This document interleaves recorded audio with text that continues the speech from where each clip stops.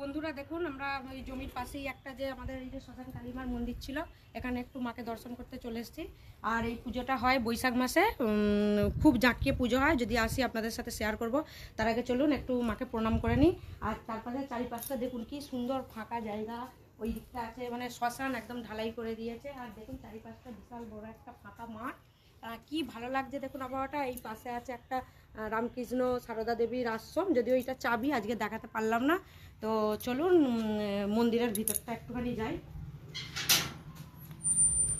এই মা কিন্তু খুবই জাগ্রত, ঠিক আছে? মন থেকে ডাকতে পারলে কিন্তু মনস্কামনা পূর্ণ হয়। তো এখানে আমি আসি, আমার তো খুবই ভালো লাগে, মানে মন্দিরটায় দাঁড়িয়ে আমার খুবই শান্তি লাগে, ভালো লাগে। তো একটু দর্শন করে নিই মাকে।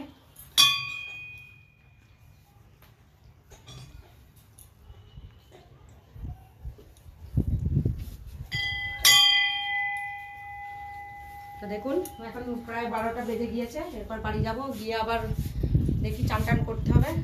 তো খুব ভালো লাগলো, মানে আমার ভালো লাগছে বলে আপনাদের সাথে শেয়ার করছি। চারিপাশটা ফাঁকা, বেশ আবহাওয়াটাও বেশ সুন্দর। তো চলুন এবার যাই।